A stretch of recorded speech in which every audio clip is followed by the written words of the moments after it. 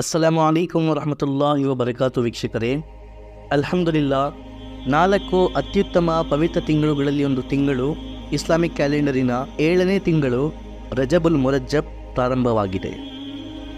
ಈ ತಿಂಗಳಿನ ಮಹತ್ವವೇನು, ಇದರಲ್ಲಿ ಏನೇನು ಮಾಡಬೇಕು, ಏನೇನು ಮಾಡಬಾರದು, ಹಾಗೂ ಮಾರ್ಕೆಟ್ನಲ್ಲಿ ಹರಡುತ್ತಿರುವ ಈ ರಜಬ್ ತಿಂಗಳಿನ ಬಗ್ಗೆ ತಪ್ಪು ತಿಳುವಳಿಕೆಗಳು ಇವೆಲ್ಲವನ್ನು ಸ್ಪಷ್ಟಪಡಿಸುವುದು ಕಡ್ಡಾಯವಾಗಿದೆ. ವಿಡಿಯೋವನ್ನು ಸಂಪೂರ್ಣವಾಗಿ ವೀಕ್ಷಿಸಿ ಹಾಗೂ ಆದಷ್ಟು ಈ ವಿಡಿಯೋವನ್ನು ಶೇರ್ ಮಾಡಿರಿ.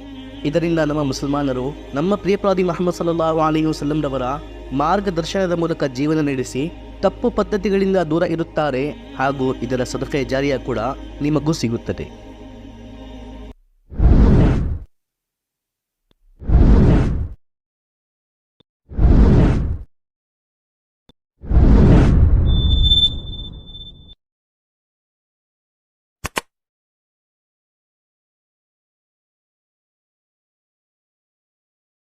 ವೀಕ್ಷಕರೇ, ಇಸ್ಲಾಮಿಕ್ ಕ್ಯಾಲೆಂಡರಿನ 12 ತಿಂಗಳುಗಳಲ್ಲಿ 4 ತಿಂಗಳುಗಳು ಶ್ರೇಷ್ಠ ಮತ್ತು ಅತ್ಯುತ್ತಮ ತಿಂಗಳುಗಳು.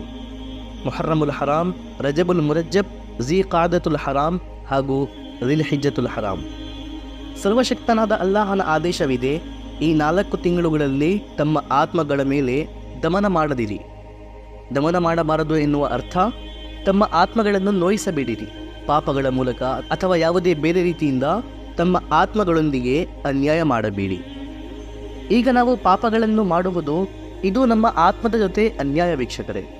ಏಕೆಂದರೆ ಪಾಪ ಮಾಡುವುದರಿಂದ ನಮ್ಮ ನಫ್ಸ್ ಬಲಶಾಲಿಯಾಗುತ್ತದೆ ಹಾಗೂ ನಮ್ಮ ಆತ್ಮ ದುರ್ಬಲವಾಗುತ್ತದೆ. ಅದೇ ಪುಣ್ಯಗಳನ್ನು ಮಾಡುವ ಮೂಲಕ ನಮ್ಮ ಆತ್ಮ ಶಕ್ತಿಶಾಲಿಯಾಗುತ್ತದೆ ಹಾಗೂ ನಮ್ಮ ನಫ್ಸ್ ದುರ್ಬಲವಾಗುತ್ತದೆ. ಇದರಿಂದ ನಮಗೆ ಪಾಪಗಳನ್ನು ಬಿಡುವುದರಲ್ಲಿ, ಪುಣ್ಯಗಳನ್ನು ಮಾಡುವುದರಲ್ಲಿ ಸಹಾಯವಾಗುತ್ತದೆ. ನಮ್ಮ ಹೃದಯದಲ್ಲಿ ಅಲ್ಲಾಹನ ಪ್ರೀತಿಯ ಬೆಳಕು ಉಂಟಾಗುತ್ತದೆ. ಇಬಾದತ್ ಮಾಡುವುದರಲ್ಲಿ ಆನಂದ ಸಿಗುತ್ತದೆ.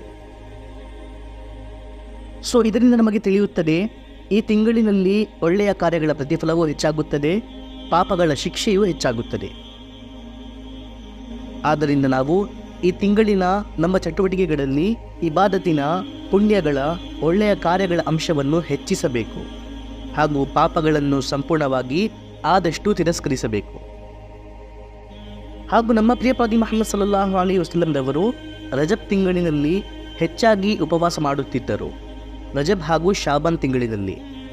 ಆದರೆ ಈ ರಜಬ್ ತಿಂಗಳಿನಲ್ಲಿ ಮಾಡುವ ಯಾವುದೇ ಒಂದು ವಿಶೇಷ ಇಬಾದತ್ ನಮ್ಮ ಪ್ರಿಯ ಪ್ರವಾದಿ ಮುಹಮ್ಮದ್ ಸಲ್ಲಲ್ಲಾಹು ಅಲೈಹಿ ವಸಲ್ಲಂ ರವರಿಂದ ಸಾಬೀತ್ ಇಲ್ಲ. ಬದಲಿಗೆ ಜಹಾಲತಿನ ಯುಗದಲ್ಲಿ ವಿಗ್ರಹಾರಾಧಿ ಅರಬ್ ರವರು ವಿಗ್ರಹಗಳ ಹೆಸರಿನಲ್ಲಿ ಕುರ್ಬಾನಿ ಮಾಡುತ್ತಿದ್ದರು. ಪ್ರಾಣಿಗಳಲ್ಲಿ ಹುಟ್ಟುವ ಮೊದಲ ಕರುವನ್ನು ವಿಗ್ರಹಗಳ ಹೆಸರಿನಲ್ಲಿ ಕುರ್ಬಾನಿ ಮಾಡುತ್ತಿದ್ದರು ಈ ರಜಬ್ ತಿಂಗಳಿನಲ್ಲಿ. ನಂತರ ನಮ್ಮ ಪ್ರಿಯ ಪ್ರವಾದಿ ಮುಹಮ್ಮದ್ ಸಲ್ಲಲ್ಲಾಹು ಅಲೈಹಿ ವಸಲ್ಲಂ ರವರು ಈ ಎಲ್ಲ ಪದ್ಧತಿಗಳನ್ನು, ಈ ಎಲ್ಲ ಆಚರಣೆಗಳನ್ನು ರದ್ದುಗೊಳಿಸಿದರು. ರಂಜಾನ್ ತಯಾರಿಯು ಖಂಡಿತವಾಗಿಯೂ ಇದರ ಪ್ರಮುಖ ಭಾಗವಾಗಿದೆ. ಈ ತಿಂಗಳಿನಲ್ಲಿ ನಾವು ರಂಜಾನಿನ ತಯಾರಿ ಮಾಡಬೇಕು. ತನ್ನನ್ನು ಈಗಲಿಂದಲೇ ನಮಾಜ್, ಕುರಾನ್, ಜಿಕ್ರ್, ತಿಲಾವತ್, ತಹಜ್ಜುದ್, ಇಶ್ರಾಫ್ ಇದೆಲ್ಲರಲ್ಲಿ ನಿರತರಾಗಿರುವ ಅಭ್ಯಾಸ ಮಾಡಿಕೊಳ್ಳುವ ಮೂಲಕ. ಆದರೆ ಈ ತಿಂಗಳಿನಲ್ಲಿ ಯಾವುದೇ ನಿರ್ದಿಷ್ಟ ನಮಾಜ್, ನಿರ್ದಿಷ್ಟ ಜಿಕರ್, ನಿರ್ದಿಷ್ಟ ಉಪವಾಸ ನಮ್ಮ ಪ್ರಿಯ ಪ್ರವಾದಿ ಮುಹಮ್ಮದ್ ಸಲ್ಲಲ್ಲಾಹು ಅಲೈಹಿ ವಸಲ್ಲಂ ರವರಿಂದ ಸಾಬೀತ್ ಆಗಿಲ್ಲ. ಇಂತಹ ಯಾವುದೇ ಆದೇಶ ನಮ್ಮ ಪ್ರಿಯ ಪ್ರವಾದಿ ಮುಹಮ್ಮದ್ ಸಲ್ಲಲ್ಲಾಹು ಅಲೈಹಿ ವಸಲ್ಲಂ ರವರು ನಮಗೆ ನೀಡಿಲ್ಲ. ಕೆಲವು ರಿವಾಯತ್ಗಳಲ್ಲಿ ರಜಬ್ ತಿಂಗಳಿನ ಉಪವಾಸದ ಸದ್ಗುಣವನ್ನು ವಿವರಿಸಲಾಗಿದೆ. ಆದರೆ ಆ ರಿವಾಯತ್ಗಳು ಬಹಳ ಝೈಫ್ ಆಗಿವೆ. ಅವು ಮುಸ್ತನದ್ ಅಲ್ಲ, ಅವು ಅಧಿಕೃತಿಯಲ್ಲ. ರಜಬ್ ತಿಂಗಳಿನ ಉಪವಾಸಗಳಲ್ಲಿ ಮತ್ತು ಬೇರೆ ತಿಂಗಳಿನ ಉಪವಾಸಗಳಲ್ಲಿ ಯಾವುದೇ ವ್ಯತ್ಯಾಸವಿಲ್ಲ. ವಾಸ್ತವಿಕವಾಗಿ ಉಪವಾಸವೇ ಒಂದು ದೊಡ್ಡ ಪ್ರತಿಫಲದ ಕಾರ್ಯವಾಗಿದೆ, ನಫಿಲ್ ಉಪವಾಸ. ರಜಬ್ನಲ್ಲಿ ನಾವು ಜಾಸ್ತಿ ನಫಿಲ್ ಉಪವಾಸಗಳನ್ನು ರಂಜಾನಿನ ತಯಾರಿ ಎಂದು ಮಾಡಬೇಕು. ನಮಗೆ ಇದರ ಪ್ರತಿಫಲವೂ ಕೂಡ ಸಿಗುತ್ತದೆ, ನಫಿಲ್ ಉಪವಾಸದ ಪ್ರತಿಫಲವು ಹಾಗೂ ರಂಜಾನಿನ ತಯಾರಿ ಮಾಡುವ ಪ್ರತಿಫಲವು. ಆದರೆ ರಜಬ್ ಉಪವಾಸಕ್ಕೆ ಇತರ ತಿಂಗಳಿನ ನಫಿಲ್ ಉಪವಾಸಗಳಿಂದ ಹೆಚ್ಚು ಪ್ರತಿಫಲವಿದೆ ಎಂದು ಭಾವಿಸುವುದು ತಪ್ಪು ವೀಕ್ಷಕರೇ. ಹಾಗೂ ಕೆಲವರಲ್ಲಿ 27ನೇ ರಜಬ್ ಈ ದಿನಾಂಕದ ಉಪವಾಸವು ಇಡೀ ವರ್ಷ ಉಪವಾಸಕ್ಕೆ ಸಮಾನವಾಗಿದೆ ಮತ್ತು ಹೆಚ್ಚು ಪ್ರತಿಫಲವನ್ನು ಹೊಂದಿದೆ ಎಂಬುವ ಮಾತು ಹರಡಿದೆ. ಇದೇ ಮಾತು ಖಲೀಫೆ ಸಾನಿ ಸೈಯದ್ನಾ ಉಮರ್ ಫಾರೂಕ್ ರದಿಯಲ್ಲಾಹು ತಆಲಾ ಅನ್ಹು ಅವರಿಗೆ ತಿಳಿದಾಗ ಫಾರೂಕ್ ಆಜಮ್ ರದಿಯಲ್ಲಾಹು ತಆಲಾ ಅನ್ಹು ಅವರು ಆ ಜನರ ಬಳಿ ಹೋಗಿ ಬಲವಂತವಾಗಿ ಅವರ ಉಪವಾಸ ಮುರಿಸುತ್ತಿದ್ದರು. ಹಾಗೂ ಹೇಳುತ್ತಿದ್ದರು, ನೀನು ಇಂದು ಹಾಗೆಯೇ ನಫಿಲ್ ಉಪವಾಸ ಎಂದು ಇಡುತ್ತಿದ್ದರೆ ಏನಿಲ್ಲ, ಕೇವಲ ಈ ದಿನವನ್ನೇ ಆಯ್ಕೆ ಮಾಡಿಕೊಂಡು ಶ್ರೇಷ್ಠ ಪ್ರತಿಫಲ ಇದೆ ಎನ್ನುವ ನಂಬಿಕೆಯಿಂದ ಉಪವಾಸ ಮಾಡುವುದು ತಪ್ಪು. ಸೊ ವೀಕ್ಷಕರೇ, ಯಾವುದೇ ವಿಶೇಷ ಉಪವಾಸ ರಜಬ್ ತಿಂಗಳಿನಲ್ಲಿ ನಮ್ಮ ಪ್ರಿಯ ಪ್ರವಾದಿ ಮುಹಮ್ಮದ್ ಸಲ್ಲಲ್ಲಾಹು ಅಲೈಹಿ ವಸಲ್ಲಂ ರವರು ನಿಗದಿಪಡಿಸಲಿಲ್ಲ. ಆದರೆ ನಾವು ನಫಿಲ್ ಉಪವಾಸಗಳನ್ನು ಹೆಚ್ಚಿಸಬೇಕು ನಮ್ಮ ಪ್ರಿಯ ಪ್ರವಾದಿ ಮುಹಮ್ಮದ್ ಸಲ್ಲಲ್ಲಾಹು ಅಲೈಹಿ ವಸಲ್ಲಂ ರವರಂತೆ. ಏಕೆಂದರೆ ನಾವು ಯಾವಾಗ ಬೇಕಾದರೂ ನಫಿಲ್ ಉಪವಾಸ ಇಡಬಹುದು ಹಾಗೂ ಇದು ನಮಗೆ ರಂಜಾನಿನ ತಯಾರಿಯಾಗುತ್ತದೆ. ಆಕಸ್ಮಿಕವಾಗಿ ರಂಜಾನಿನಲ್ಲಿ ಉಪವಾಸ ಪ್ರಾರಂಭಿಸುವಾಗ ನಾವು ಕೆಲವು ಪ್ರಾಬ್ಲಮ್ಸ್ ಫೇಸ್ ಮಾಡಬಹುದು.